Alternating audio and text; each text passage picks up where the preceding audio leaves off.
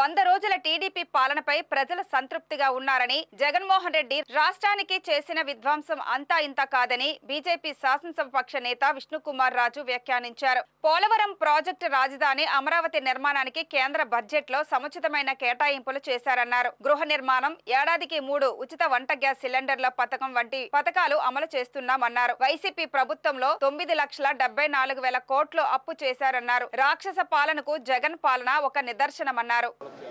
ఇప్పుడు 5 సంవత్సరాల కాలము సర్వనాశనం అయిపోయింది. అంటే ఈ వైఎస్ఆర్సీపీ ప్రభుత్వము విధానంలో అసలు ఏది మిగల్చలేదు. మొత్తం అంతా నాకేశారు.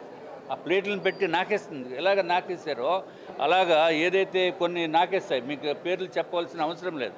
అట్లాగా అన్నిటిలోని కూడా ఫండ్స్ డైవర్ట్ చేసేసి రాష్ట్రాన్ని అప్పులమయం చేసేసి 9,74,000 కోట్ల రూపాయలు ఆంధ్ర రాష్ట్రం పైన అప్పు ఉంది. ఇప్పుడు అది ఒకటే కాకుండా సప్లయర్స్కి, కాంట్రాక్టర్స్కి, ఇంకా ఎవరికైనా మామూలుగా ఎంప్లాయీస్కి ఇవ్వాల్సిన డబ్బులు 1,35,000 కోట్ల రూపాయలు అప్పులు మిగిల్చారు జగన్మోహన్ రెడ్డి గారు. ఆఖరికి అన్నిటిల్లోనే అవినీతి. ఆఖరికి తిరుపతి లడ్డూలో కూడా ఎంతో కాలం నుంచి 30-40 సంవత్సరాల నుంచి నందిని సంస్థ నుంచి నెయ్యి కొనుగోలు చేసిన సంస్థ నుంచి మానేసి వీళ్ళు కేవలము వాళ్ళు సొంత డబ్బుల గురించి, కక్కుర్తి గురించి, స్వార్థం గురించి, లంచాల గురించి వేరే బయట నుంచి ట్రేడర్స్ నుంచి నెయ్యి తీసుకోవడం అంటే ఇది ఎంత దారుణమని ఒకసారి ఆలోచించండి. కాబట్టి ఇతను జగన్మోహన్ రెడ్డి గారి ప్రభుత్వం చేసింది ఎవడు కూడా చేయడు. అసలు కిమ్ అంటే తెలుసు కదా మీకు, నార్త్ కొరియా అధ్యక్షుడు. ఆయనే సిగ్గుతోటి తలదించుకోవాల్సిన అవసరం ఉంటుంది.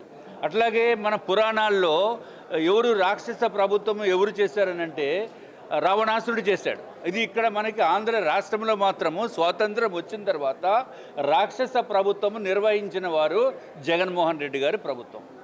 ఇంతకంటే దారుణమైన ప్రభుత్వమే ఉండదు. ఆ పార్టీలో ఉన్న వాళ్ళు సిగ్గుతోటి తలదించుకుంటున్నారు. అందుకే వాళ్ళు ఇతర పార్టీలకి వచ్చేస్తున్నారు. కాబట్టి అది కూడా మంచిదే.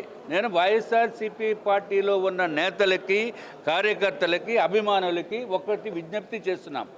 దయచేసి ఇటువంటి పార్టీలో మీకు ఉంటే మీకు గౌరవం పోతుంది.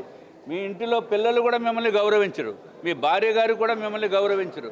సొసైటీలో మీకు గౌరవం ఉండాలి, ప్రజలకి సేవ చేయాలి, నిస్వార్థంగా మీరు ఏదైనా చెయ్యాలి అని అనుకుంటే మీరు తప్పనిసరిగా వైఎస్ఆర్సీపీ పార్టీని వీడి బయటికి రండి. అందరూ స్వాగతిస్తాం.